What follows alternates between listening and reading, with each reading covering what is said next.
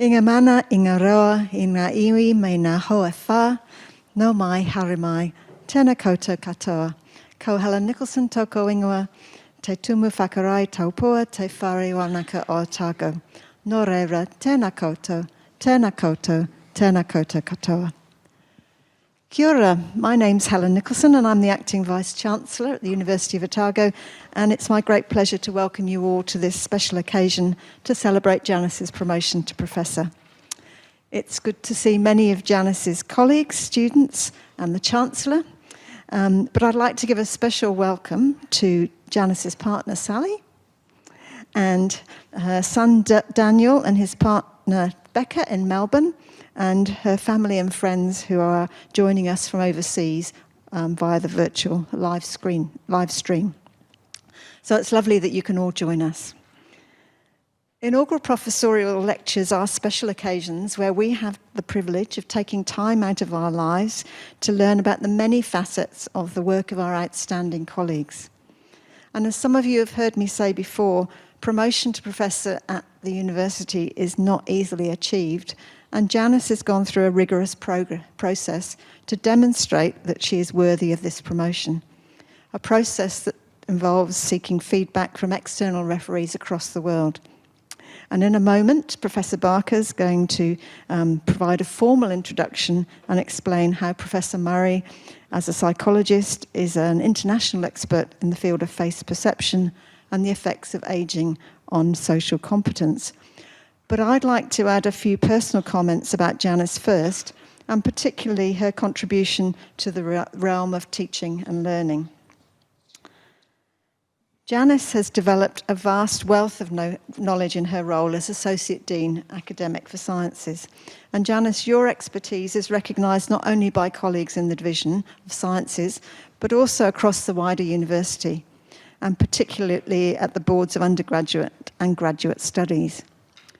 Perhaps more importantly, you've graciously shared your knowledge with us, and your leadership has been key as the university grappled with maintaining quality teaching and learning for our students since the appearance of COVID in New Zealand. So Janice, it's been a pleasure working with you. Congratulations on your promotion. And I'd now like to invite Professor Barker to formally introduce Professor Murray. Kia ora tatou.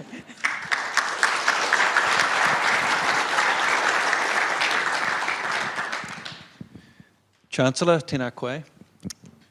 Professor Nicholson, tēnā koe.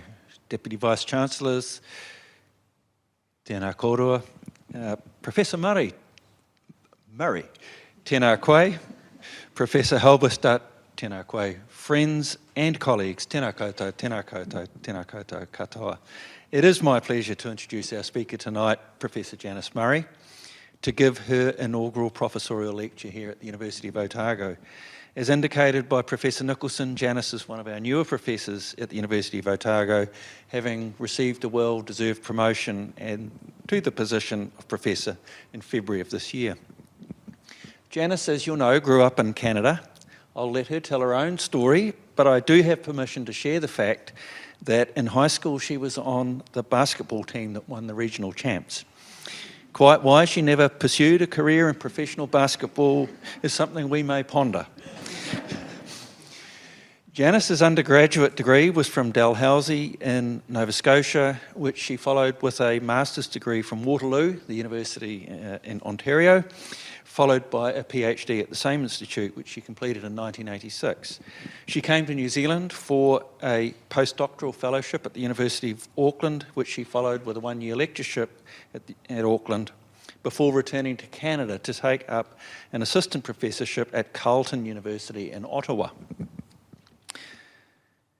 Janice held her position at Carleton for 3 years before finding her true home both academically and literally in Dunedin when she joined the Department of Psychology in 1991 as a lecturer. The job offer, as she tells it, came to her while she was on holiday in the Murray family cottage in Nova Scotia, and a message came down from the farmhouse saying that she should call Jeff White in Dunedin, New Zealand. So she did so from a call box perched on the edge of the Atlantic Ocean. Since her appointment in 1991, Janice has progressed through the academic ranks and reached the present position which we celebrate tonight. Her research has been focused on human perception, and from this she has published 36 journal articles. Her referees for the promotion process all commented on the fact that her research is highly regarded and significant in what's referred to as a crowded field. One referee in particular noted her reputation as a sharp thinker, as many of us can attest also, a knowledgeable expert and a solid experimentalist. Promotion at Otago is never just for the excellence of your research. Our professors have to demonstrate all-round excellence, and Janice has proven to be a truly excellent teacher.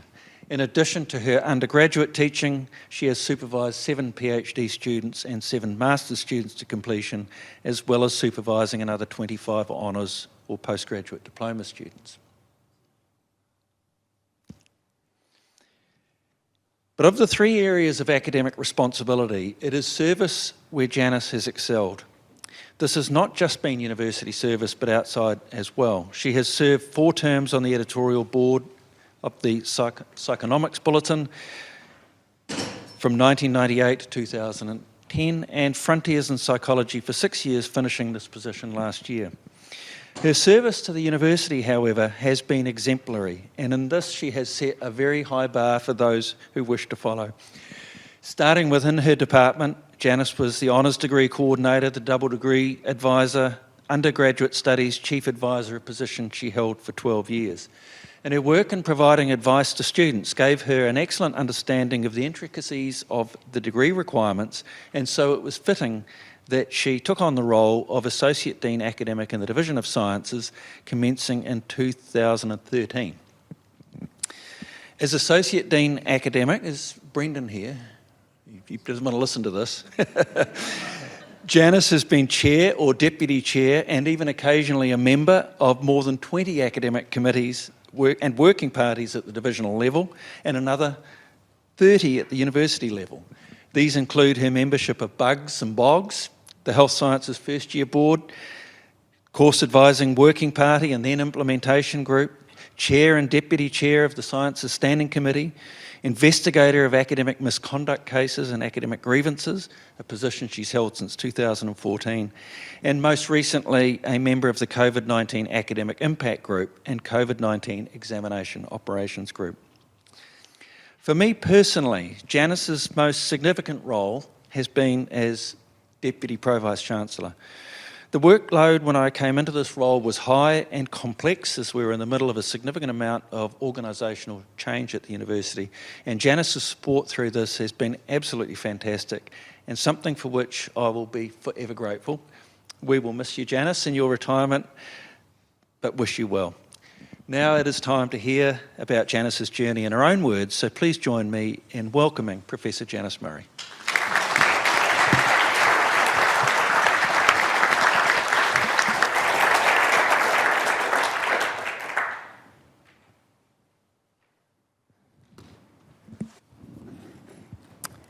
Tēnā koutou, tēnā koutou, tēnā koutou katoa. Thank you all very much for coming this evening, and it's appreciate the time that you've taken to come hear my story. As Richard said, I grew up in Canada and in a place called Antigonish. That's where I was born. You see there my mother and my father. I'm the one on the left in the arms. The other is the dog Topsy, who preceded me. I'm not quite sure if I appreciate the look that the dog is giving the new interloper. It seems that early efforts to hide my devil character under a hat were largely unsuccessful. So Antigonish, what is it? That's an odd word. Antigonish is Mi'kmaq First Nation people name for our town. And we don't know, because the First Nation language has evolved, whether that means where the bear scratched the branches off the trees or where the 5 rivers meet. We accept both of those. Antigonish is largely a town that services a farming community and a fishing community, as many places in Nova Scotia. It's very small, 5,000 people, but it had one major plus in addition to the lovely people that lived there, and that was the presence of St. Francis Xavier University. So St. FX is a liberal arts college. It has produced at least one prime minister and many other interesting people. So that meant in growing up, I got to know a lot of people that were doing very fascinating, creative, interesting things. So our life was full of music and theater and science because of the connections we had through the university. I wasn't the only one in the family, and shortly over time, I was provided with 3 brothers. And so here we are in the traditional Christmas Eve shot some many years ago. This was a cartoon my mother shared with me a long time ago. She felt very disappointed, I think, that she had not been able to give forth a sister for me. And if I'll read it, it says, "I hope we don't get any more boys. My hands are full with 3 brothers." But they weren't too bad to be a big sister, too. And as it turns out, they all turned out to be quite wonderful individuals. And I think we can thank our parents for that. So there is the last time I was with my mother and father in 2019, pre-COVID times. And our parents were very much of the view that we should do what we want to do and excel in whatever areas we want to excel. So we were fully supported in everything that we did. We were celebrated when we had successes. And we were instilled with the basic values of fairness and generosity. So we can all thank, my brothers and I can thank our parents for all that they have given us. What I want to start with tonight in talking about research is infant speech perception. And why this is important to me will become obvious a little farther down the track. Why there? So this is the first area of real research interest that I had. And speech perception is a very important fundamental aspect of us acquiring language and being able to communicate. And of course, as you can imagine, speech perception is fairly complex. So for adults, if we take as an example 2 consonants, ba, a b and a p sound, and call them ba and pa, we can look to see what are the acoustic elements that allow us to make the distinction between those 2 sounds. A ba sound is referred to as a voiceless sound, and a pa is voiced. And that has to do with the expression of the consonant coming through the mouth and the vibration of the vocal cords. There is a delay in the timeline of those 2 elements of those sounds for the pa sound, but not the ba sound. And you can create a nice continuum of acoustic change, which is equal in magnitude along the various steps of the continuum, from a ba to a pa sound. And if you ask people to be able to identify those changes or discriminate the changes along that continuum of acoustic change, what you find is that people are only able to discriminate change along that continuum for sounds that that are different in their label. So for example, if it sounds like a ba versus a pa, then you can discriminate the acoustic change. If they are different, the same labels that are used to describe those acoustic changes perceptually, you cannot adjudicate those differences. So between category, you can discriminate, and within category, you can't. So that's the adult categorical perception model, which covers a large quantity of our speech perception ability. So the interesting question is, when we're born, how are we geared up? Okay. Can we perceive these important distinctions? Do we perceive information categorically? Now, this points to one of the tricky bits of being a psychological scientist. You can't just stare down the barrel of a microscope, and you sometimes have to think quite creatively on how you're going to measure the behavior that you wish to measure. In this instance, how are we going to find out whether or not babies can perceive speech sounds categorically? And this was the invention of the high-amplitude sucking procedure. And basically, there's a pressure transducer and connect it to a pacifier or a dummy. And that's placed in the mouth of the infant. They suck on the pacifier, and when they do that to a certain level, they will receive a sound. Babies quickly learn that their sucking responses actually control the sounds coming in. It's quite marvelous to watch them. You can almost see, and I'm talking 6 to 8 week old babies, you can see the light bulb come on when they go, oh yeah. And they look like Lisa's little sister on The Simpsons. So they will suck furiously until they, like everybody else, gets bored. So they will reduce their sucking behavior when they tire of it. And when that habituation occurs, what takes place is a change to a sound.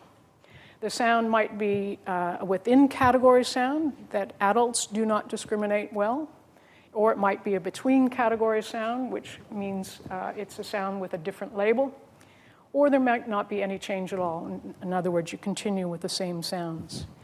And these are the findings of that study that was carried out first by Imus, Sicklin, Jusick, and Vigorito in 1971. And what you can see on that graph, and this is an example from our 4-month-old infants, that infants suck furiously, they tire, and then when they are introduced to a new sound, what does their behavior look like? So in the control condition, they continue to reduce their sucking behavior. There's no change in the sound. For the within category, so an acoustic difference between the new sound and the old sound, but one that in the adult perception would require the same label, you find that there is very little change in the occurrence of the furious sucking behavior. And contrast that with the between category. Now the new sound is presented. It is a sound from a different perceptual category, and lo and behold, the infants are interested again and madly sucking on the dummy. So that's the basic finding. And that paper was the sentinel paper for studies of infant speech perception. It has today over 3,000 citations associated with it. And what I want to draw your attention to is the third author of that paper, and that is a man by the name of Peter Jusick.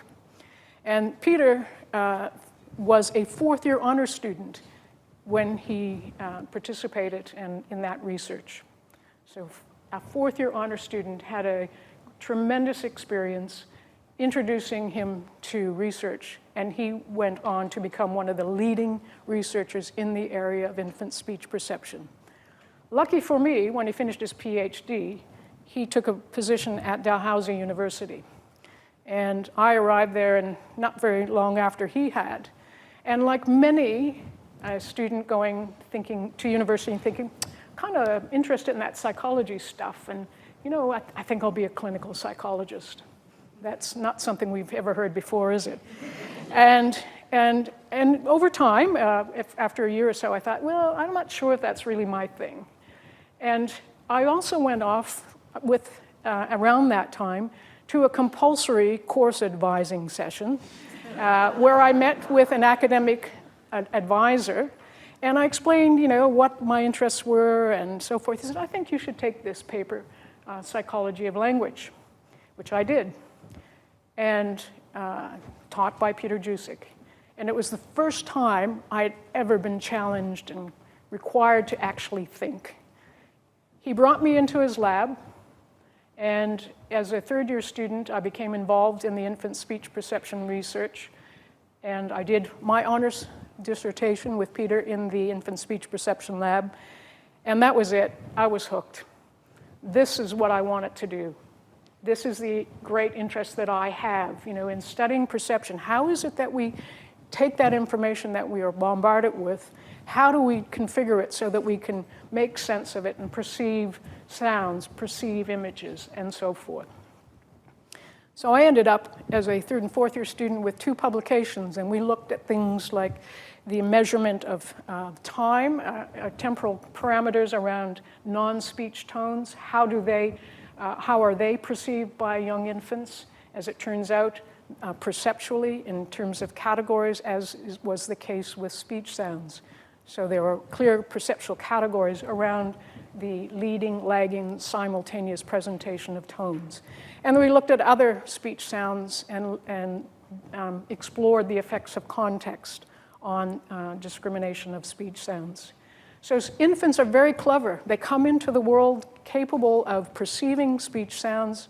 They have innate perceptual ability to do so.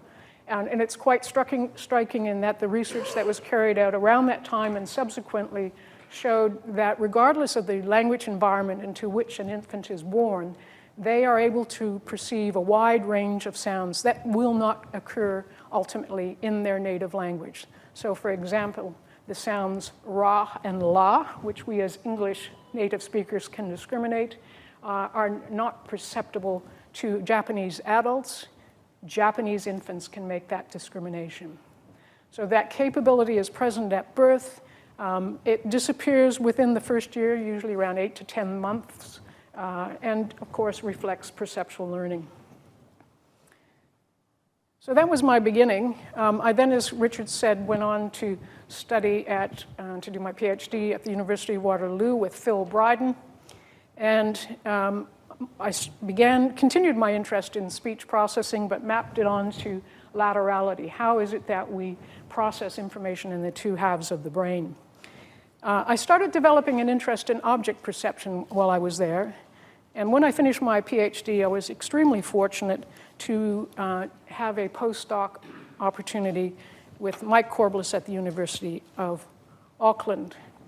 I continued to develop my object perception, went back to Canada for a while, and as Richard indicated, was extremely lucky and blessed to get a job offer here at the University of Otago, where when I arrived, I continued with object perception, but then became really interested in what I think is the most fascinating object, and that is the human face.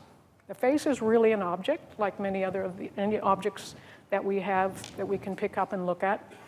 But it has some particularly special characteristics that differentiate it and make it special relative to the other objects, non-facial objects.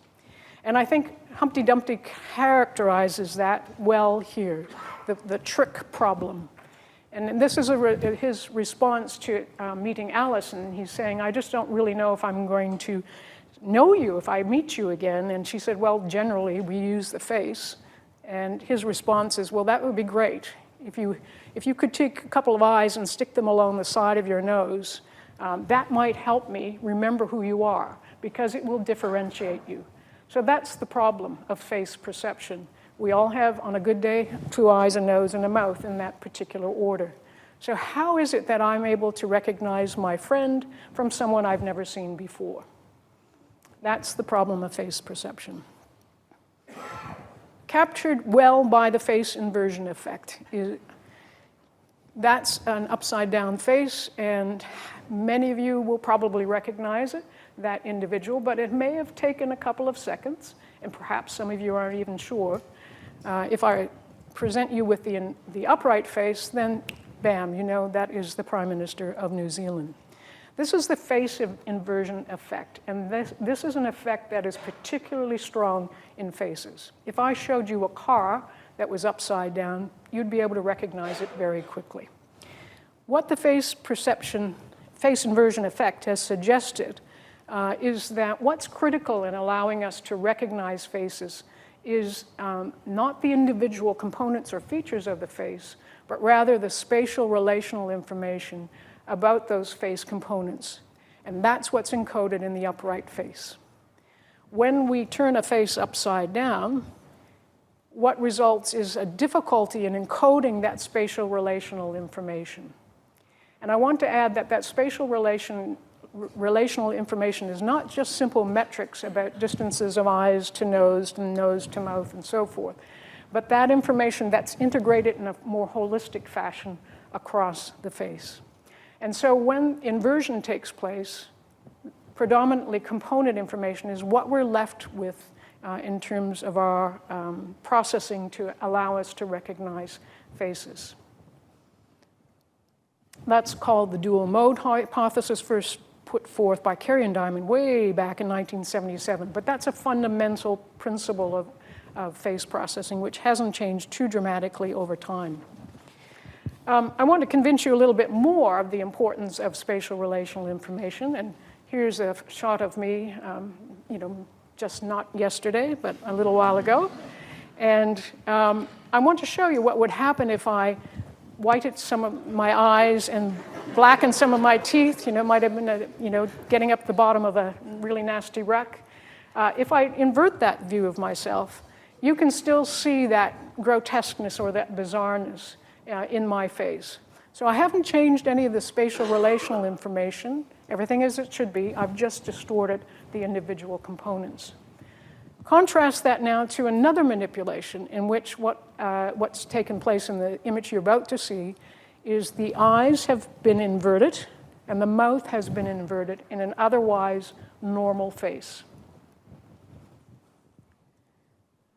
I'm sure my sons sometimes think that's me on a good day when they were growing up. What I want to show you now is what happens if I take that image, which looks pretty bizarre, and turn it upside down. So you can see instantly the difficulty there is in perceiving those spatial relations in a holistic fashion across the face. And even knowing, as you do, that the mouth and the eyes are inverted in the otherwise normal face, and you can get a sense there's something odd, it really doesn't look that bad, and I'll take that look any day. So that's known as the Thatcher Illusion, and that was documented by Thompson way back in 1980, called the Thatcher Illusion because it was depicted in the journal article using a face of Margaret Thatcher. I think most people at that time really liked the concept of a distorted Margaret Thatcher. And what was interesting in that, at that time in 1980, of course, we didn't have Photoshop, and the way in which you illustrated that distortion was simply cutting out and flipping out on a photograph the eyes and the nose. So you could blatantly see that there was something had happened to the face, but even then, when the face is turned upside down, that perception is lost. So this is consistent with this idea that we have two types of face processing. One for upright faces where we encode spatial relations holistically, and that there is a second type, predominantly component, when the face is inverted. But you could account for that inversion effect by simply saying, well, maybe it's not a different type of processing. Maybe it's just that when the face is rotated upside down, it becomes a little bit harder to extract the information. And so how can we test this idea of there's a difference in type of processing for upright and inverted faces? I'm going to show you a little illustration so you can experience the phenomenon that leads to another experiment that I'm about to tell you about that will hopefully answer that question. So this is just an illustration of what we'll call our Thatcherized face, and it's going to be rotated in 15-degree steps. If, when cross that rotation from 0 to 180 degrees, it just gets harder to perceive the spatial relations in the face, well, you might expect that it gradually starts looking a little less bizarre. If there is actually a shift in our processing, we might expect that there comes a point where we no longer see the spatial relations within that face holistically, and we are left with the predominantly components. So in other words, there will be a shift in our perception rather than a gradual quantitative change. So I'm just going to flip this around.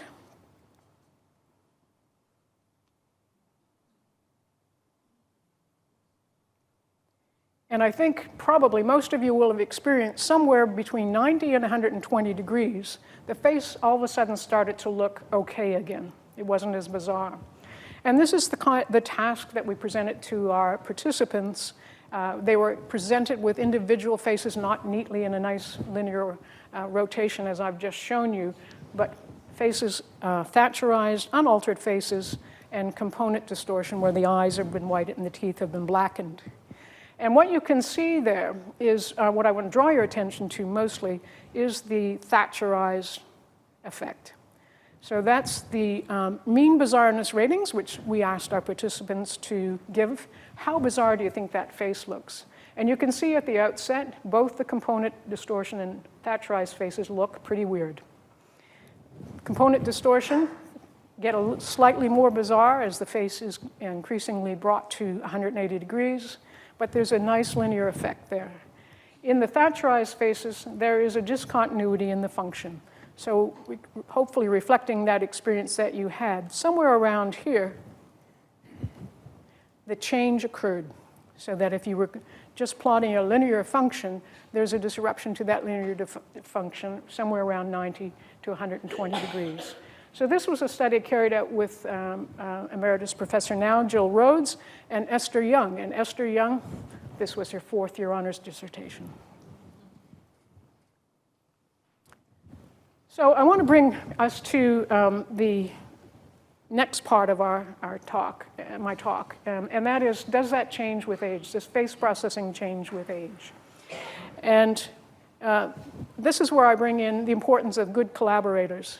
So in our department, we have people doing a whole bunch of different things in psychology.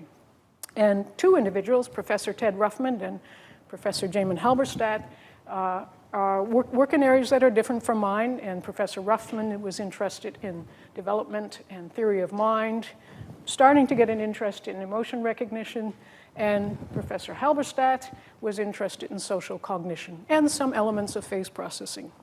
So the three of us got together and thought, well, let's play in the sandbox together.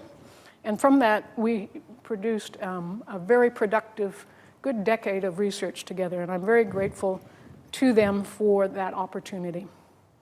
And so what we did first was to take that very task I've just described to you and present it not only to young adults, but also to older adults.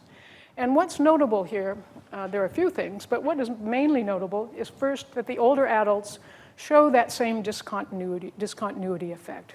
So they too seem to lose a perception of the bizarreness of the face around 90 to 120 degrees of rotation. What's also noticeable is that older adults show lower ratings of bizarreness right across the board, and indeed show a greater inversion effect. And this suggests that older adults with age, we lose that sensitivity to the holistic configuration of the face, that our ability to engage with those spatial relations diminishes as we get older. You can see that for the older adults, by the time the face was rotated 180 degrees, it was almost looking normal to the older adult participants, unlike the case with young adults. And that suggests that they are quite compromised, that they are fundamentally operating on not spatial properties, but the single individual components. Faces not only provide us information about identity, but they provide us information about expressions, how we're feeling. And there are identified supposedly six basic emotions: anger, fear, sadness, surprise, happiness, and disgust. In a typical experiment, you'd be presented with a stationary, static image of an individual with an expression on their face, and you have to label that expression, choosing from the six options. A variety of studies, some of which were Professor Ruffman's, demonstrated that our ability to engage in that emotional expression recognition declines with age. So there's an age-related change in our accuracy of emotion perception. And it looks like this. When we have those static, full-intensity images provided by actors, the adults typically over the age of 60 struggle with identification of sadness, anger, and fear, lesser difficulty experienced with happiness and surprise, but difficulty nonetheless, and no difficulty with disgust. And that's from a wide variety of research over a period of time that's been demonstrated. You might ask, well, is it just faces? Is that emotional recognition compromise in older adults exhibit in other forms or modalities of emotional expression? You can ask people to detect or identify the emotion in a voice. You can ask them to detect emotional expression in a body image through body language, and there are some examples there. You can ask people to match a particular voice, vocal expression of emotion to faces, and match voices also to bodies. And we have created a battery of emotion tasks exactly as described there. And what you find, here's an example, that when you do ask participants to engage in those motion recognition tasks, two main findings. One, older adults had worse recognition than young adults. And bad news, guys, men are worse at recognizing emotional expression than women. And so this is some work we did early on, includes Dr. Mele Tomoe-Pio, who is now one of our colleagues, and at that time was a postdoc with us. So that's a basic finding, and that's been replicated quite a few times. Why might that be? What is the source of that age-related decline in motion recognition? One thing we've been able to rule out is general cognitive decline, so that is not responsible for the decline in emotion recognition. I will add that all our wonderful older adult participants have suffered no neurological insult. They are capable, functioning human beings. So there are no other variables of that sort that could be driving the poor emotion recognition.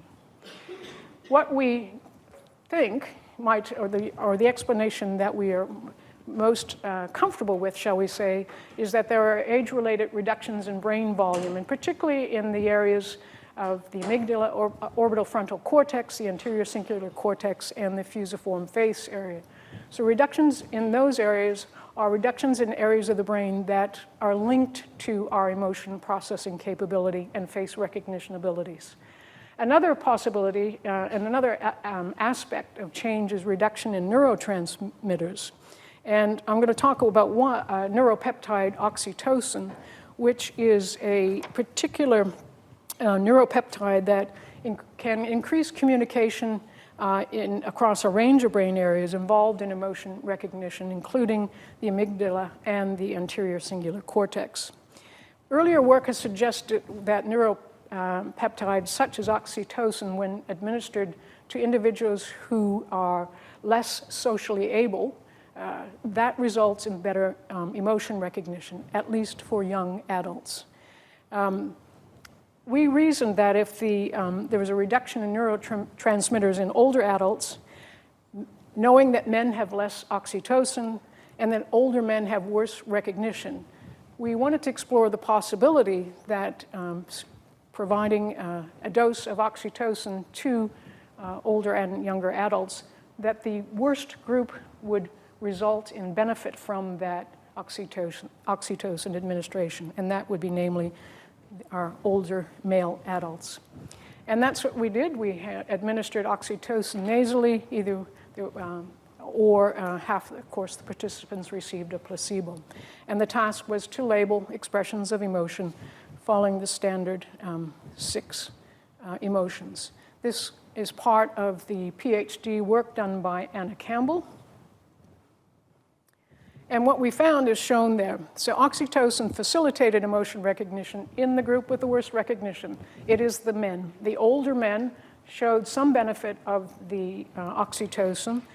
It improved their emotion recognition, but notably, it did not bring them still up to the level of their counterparts in the young adult group.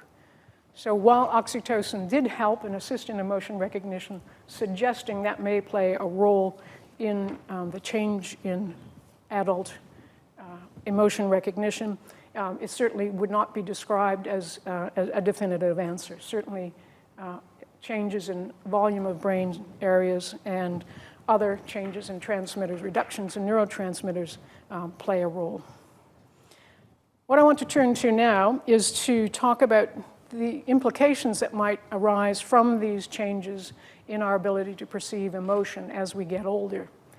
Are there day-to-day aspects of our life that might be compromised in some way by this reduction in ability to perceive emotion? Here are some examples that we actually explored. Knowing when to stop talking. When you rabbit on for a while, you might think, well, I need to be able to pick up those cues that say, we're done now. I'm really not interested in what else you have to say. So perhaps the ability to recognize emotions is related to picking up some of those subtle cues. Judging appropriate and inappropriate behavior. Inappropriate behavior, we'll think of faux pas. When people express or engage in behavior that's socially inappropriate, some of the information we use when we're deciding whether it is a faux pas or not is the response from the people surrounding that individual who's engaging in potentially socially inappropriate behavior. So we have to pay attention to what the other individuals are expressing. Are they looking displeased? Are they looking annoyed, disgusted? Are they looking pleased? So we have to pick up some of those subtle cues when we're judging appropriate and inappropriate behavior. And finally, telling truth from lies. How good can we be at detecting whether or not someone's telling a lie? Probably have to pick up some pretty subtle cues. Is this person looking uneasy, for example? So I'm going to just tell you about the 3 experiments that address those questions. The first one is verbosity, stopping talking when you've been talking too much. We had individuals come into the lab, both older and young adults, and they were asked to describe or converse with an interviewer regarding these 7 topics. And we videoed, with permission, the individuals participating, recorded their conversations and the amount of talking that they did. And to measure verbosity, we measured the total talk time. We also measured the proportion of time the individuals spent off topic. So did they wander when talking about their mother to talking about their cat or the boy down the street? And the degree to which they were off topic. So how far did they wander off topic? And those videos were rated for those components by 2 independent coders. What we found was older adults were more verbose than young adults. What we also found, because we had engaged in an emotion recognition task with our participants, that the findings that I described to you earlier were for the findings from this study. Older adults had worse emotion recognition, and men had worse motion recognition than women. Particularly fine-grained now, older men but not older women's verbosity was related to poor emotion recognition. So the older men who were struggling with the emotion recognition task were the individuals that tended to be more off topic and wander farther away from the topic than any other of the groups. Faux pas. Faux pas, that was an easy one. We just went to the office. And we found many opportunities to get short little video clips depicting inappropriate social behavior, our faux pas, and a number that were depicting appropriate social behavior.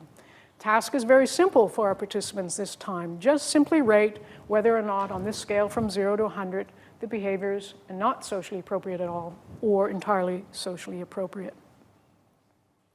We also had our participants, of course, carry out an emotion recognition task, finding the usual events, that older adults had worse recognition than young, and men had worse recognition than women. What about our faux pas? So there are the faux pas results.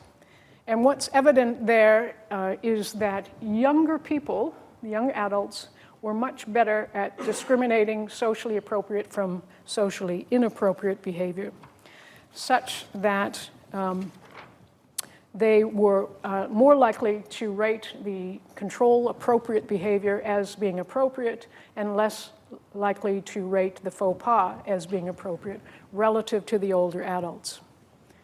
So there seems to be a relation there, and what we went on to look at is to look at that relation. And we entered in the data for our age group data and looked at how well it would predict the appropriateness ratings of faux pas. So remember how the degree to which you say that faux pas behavior is appropriate or not. And we found that age group did a good job of predicting the faux pas ratings.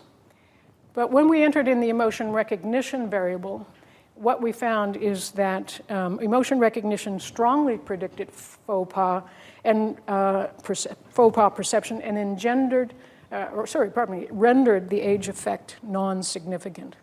So emotion recognition fully mediated the age difference in faux pas discrimination. Caution note of number one, this of course is not causation, and this is a cross-sectional study. So in order to be able to have a little bit more confidence in the cause and the direction of the effect, we would want to see this work replicated in a longitudinal study. Okay, consistent with the idea that people are not picking up those subtle cues of the listeners around them to judge whether a behavior is appropriate or not. Third category of question, deception, telling truths from lies. In this instance, we had older and young adults come into the lab, and they were asked to express whether or not what they felt strongly about around 12 different issues. And as an example, stem cell use is ethical. Once we found out the strength of belief in individuals, we carved them up into groups, older and younger adults in equal numbers, and asked them to tell a story or answer these questions that you see for issues that they were very much strongly in agreement with versus issues that they were very much strongly not in agreement with. To incentivize our people in their lying state, we offered them a nice little monetary prize at the end for the best liar. And that seemed to do the job. So we filmed these individuals and then shared those video clips with our older and younger adult participants and asked them to simply say, do you think this person is lying or telling the truth? The first thing that we found is unrelated directly to the question that we're looking at, but nonetheless interesting. Older adults are not very good liars.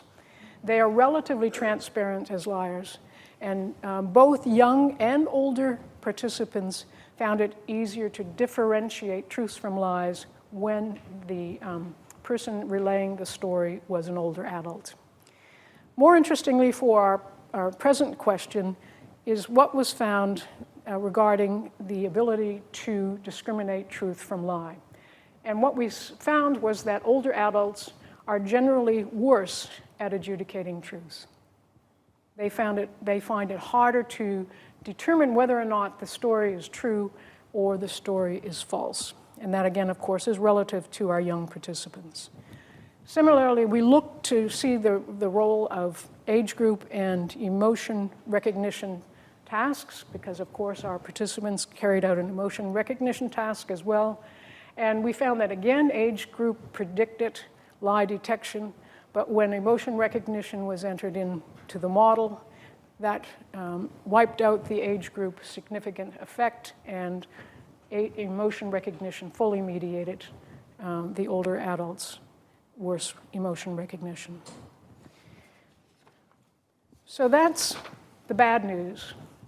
Okay, so as we get older, it seems that we are going to reluctantly be not as accurate in our perception of emotion in faces, and in bodies, and in voices. It may get us into a little bit of trouble because we may not be able to have that information readily at our fingertips to do things like detect lies when they're being told, when people are wanting us to shut up, and when we are adjudicating whether behavior or expression is socially or acceptable or not. One thing we wanted to look at, and this will be the positive bit of the talk, was what it doesn't sound like it from the title of Stereotype Threat, is there a possibility that some of the poorer performance we're seeing in the older adults results from the fact that they think they're going to be lousy? And stereotype threat is a very real phenomenon. Evoking negative stereotypes about members of a group results in worse performance on a variety of stereotype-relevant tasks. Easy example is if you tell females that they're about to do a math task and they feel that they are, as a group, not as capable mathematically than males, they will suffer the consequence and perform worse than if they are not advised of that stereotype. So it may well be, and we know with older adults, that in terms of cognitive ability, there is a very much widely held stereotype regarding ability to remember new material or memory tasks as we get older. And those do impact on participants' performance. So we thought we would look to see, is there any element of stereotype threat in the findings that we see with our older adults with regard to emotion recognition? We crafted 3 stereotype threat conditions, and by we, I mean Atkinson, Murray, and Halberstadt, and this was Leanne Atkinson's PhD work. We frame the emotion recognition task as a cognitive task, as a social task, or as a control task. And that was really what we shared with the participants when they came in, and they served in one of these 3 conditions. And for the cognitive stereotype threat which we were trying to elicit, they were advised to, the purpose was to examine people's cognitive ability at different ages, both young and old were being tested. So that sets up, you're going to be pitted against the young folk if you're an older adult participant. For the social framing, the purpose was to examine people's social ability at different ages, both young and older being tested, again, trying to set up a potential stereotype threat. And in the control condition, they were advised the purpose is to examine people's ability on various tasks. Different types of people are taking part, so no particular stereotype being created there. This time we use an emotion recognition task, which I'll refer to as the multimodal dynamic emotion recognition task. This is the GERT, the Geneva Emotion Recognition Task. We use the short version. And it consists of positive emotions, some of which are listed here, and they are produced by an actor, but these are dynamic. So the actor is given emotional expression, let's say pride, and they have to express pride within a nonsense syllable, so the word has no meaning. They have to provide a tone in that word that suggests pride. They have to use their body to express pride, and they have a facial expression also consistent with that expression of pride. So there's multiple information about the emotion, and it's presented dynamically as opposed to a static image. First of all, to the stereotype threat, did it work? Were we able to elicit a feeling of threat regarding the various 3 conditions that we presented? The answer is, for our older adults, yes. And we know this because after they carried out their experiment and they did their emotion recognition task, they were asked to rate, were you worried that your ability to perform well on these tasks was affected by your age?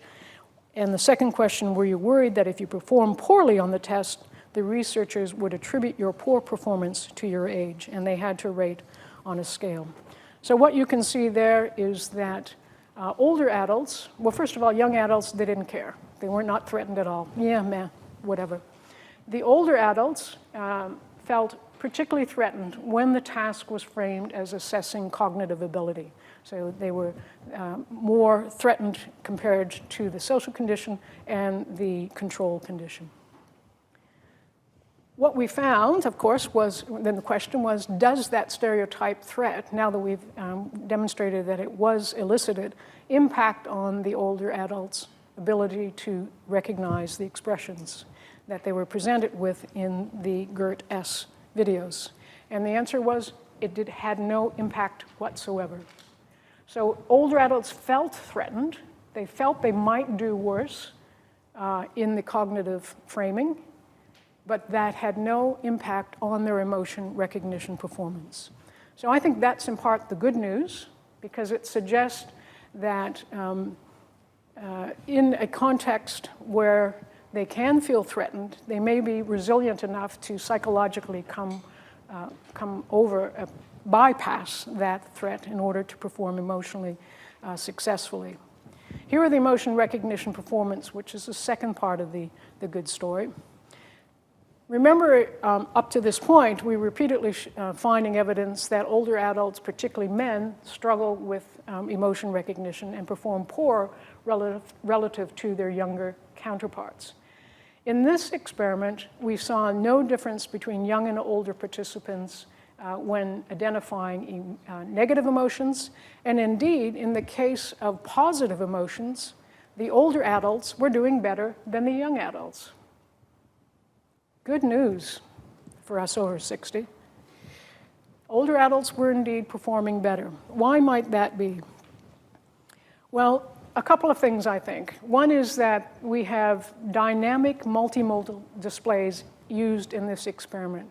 So there's a wealth of information available. There's a wealth of information around both body, voice, or all three, face, body, and voice, and that maybe there's a resilience in our perceptual processing that allows us to integrate that information more successfully. And so that suggests information that we process in our day-to-day lives occur not as a matter of a static image on a screen, but involve contexts that we can perhaps use to overcome some of these difficulties in emotion recognition. Secondly, with regard to the younger participants being outperformed by the older adults in the positive emotions, this is consistent with a theory put forward by Carstensen called the socio-emotional selectivity theory. And basically, this is the good news story. As we get older, the theory is that we become more selective in what we want to attend to. And we become selective by looking and attending to things that are positive and make us feel good. There's evidence to suggest that a positivity effect, seeking out positive information, impacts significantly on memory performance. And perhaps here, what we're seeing is some form of that socio-emotional selectivity in action. Again, signaling that maybe there's a certain resilience that we can call upon in recognizing images as we get older. All right. That's the end.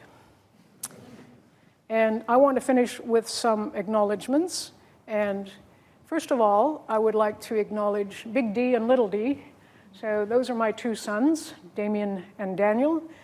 Damien was born after my second year of undergraduate study. So he's known nothing but a mother who studies and works academically. And Little D, Daniel, was born after I did my postdoc. So he similarly knows nothing other than a mother who studies and works academically. So I'd like to acknowledge their part in being patient with their mother all the way through and allowing me to engage in doing what I love.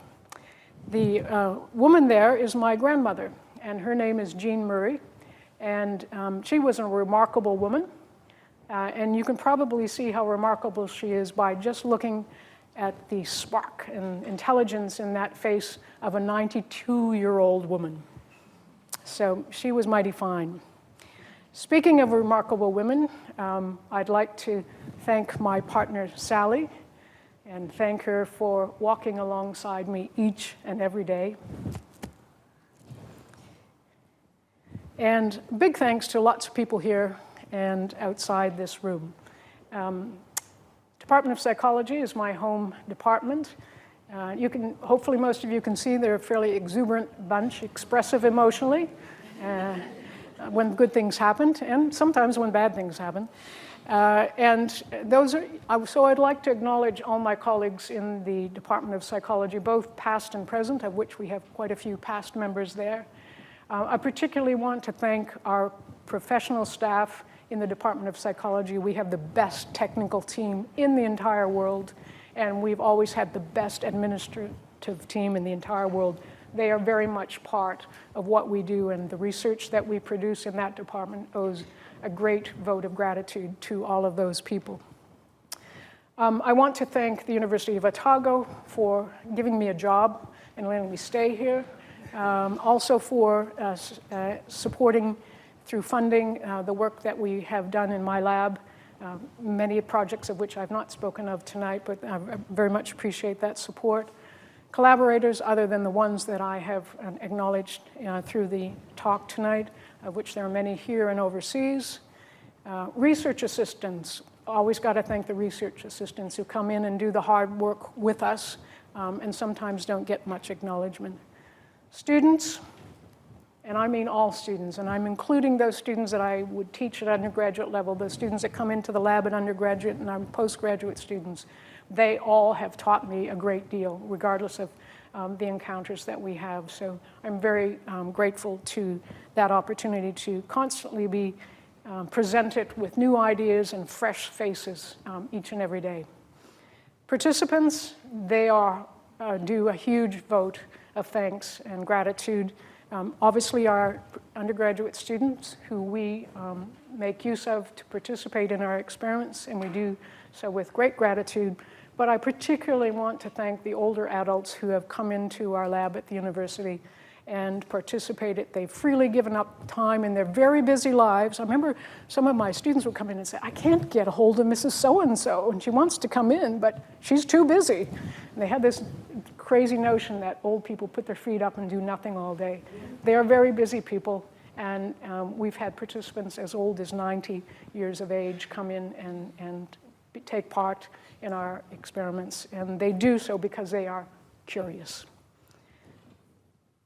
Yes, this has been a great place to work. It's not many instances where you can get up every day and say, I'm happy to go to work today. This is one of them. So that's all from me. Kia ora, thank you all for your attention, and good evening.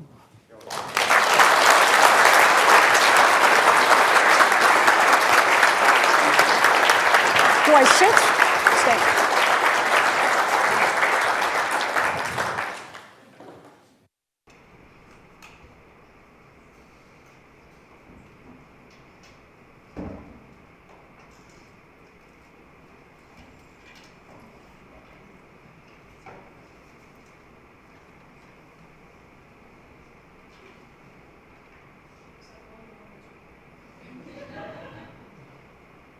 Goes to 11.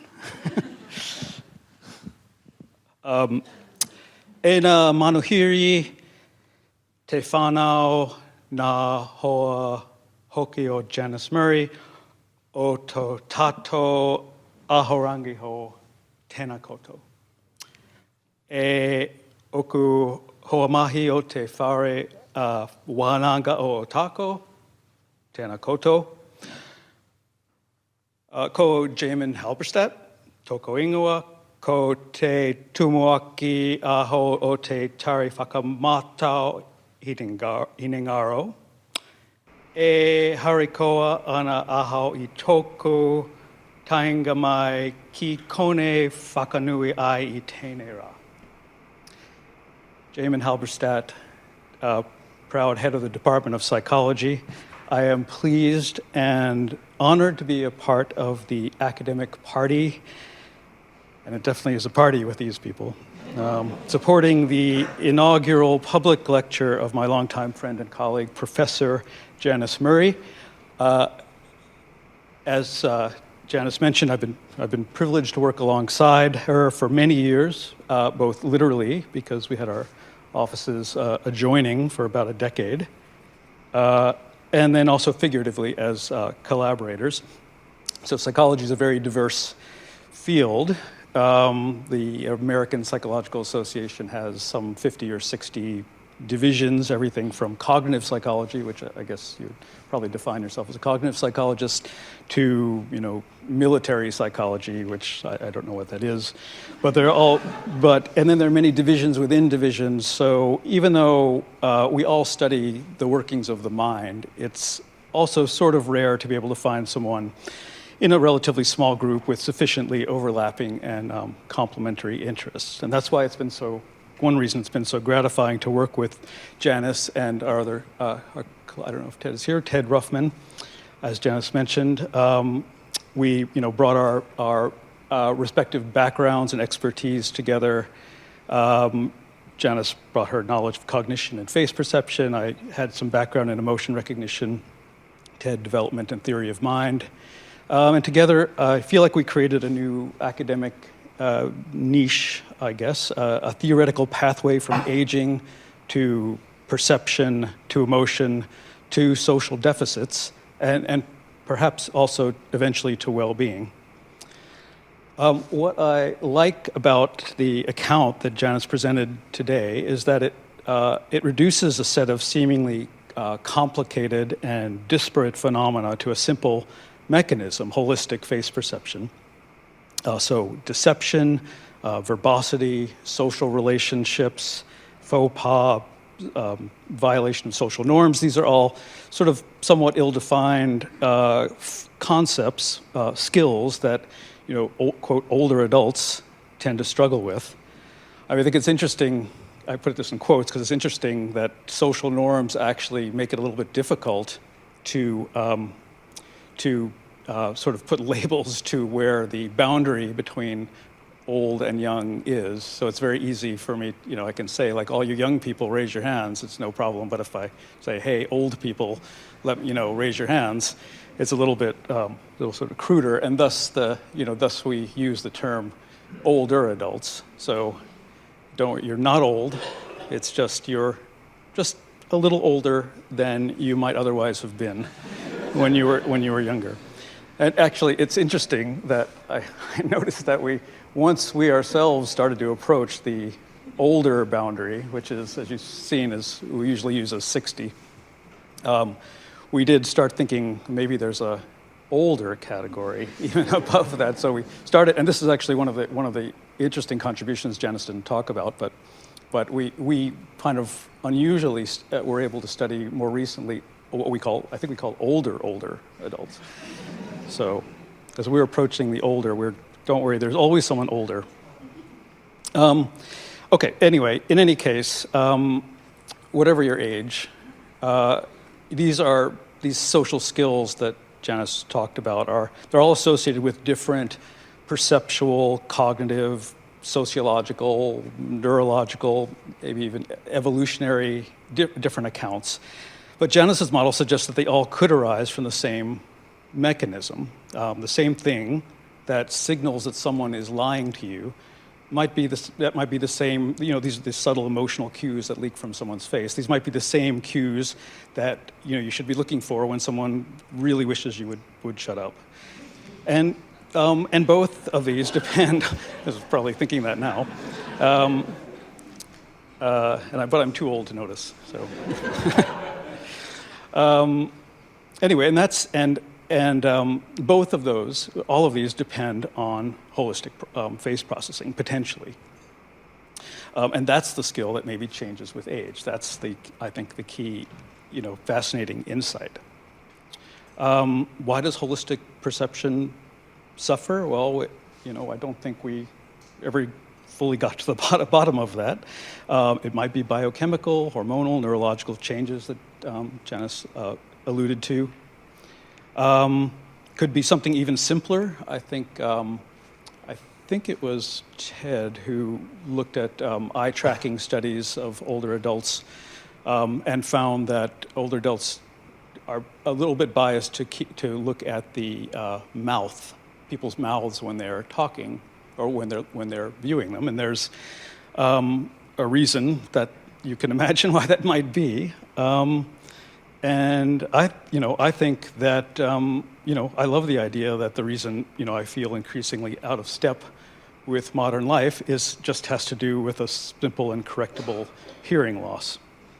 So, of course, these ideas, these may or may not be true, but Janice's model is clever, it's generative, and most importantly, I think your students and colleagues will continue to test these ideas, and that's about the best legacy that an academic can leave. So these are the sorts of insights that and discoveries that drive academics, and Janice, as you heard, is a born academic, but unfortunately she's also apparently a born academic dean, and the university and sciences division in particular has come to rely on her, on your equanimity, fair-mindedness, and attention to detail, especially going through the COVID period. So it's not to say that Janice doesn't enjoy this role, because I know you do. But I want to acknowledge that part of service really is sacrifice. Bob Dylan said, he just turned 80. He's an older adult himself. He said, it may be the devil, it may be the Lord, but you're going to have to serve somebody. And all of us in this room are grateful that it was we that you served for so well and so long. So, since I am still young enough, barely to know when to stop talking, I'm going to stop here. I just want to say, Janice, ka pai, congratulations on your ascension, and thank you for your good work, friendship, and service. I believe, I think we have a gift. Is that right? Oh, there it is, sorry.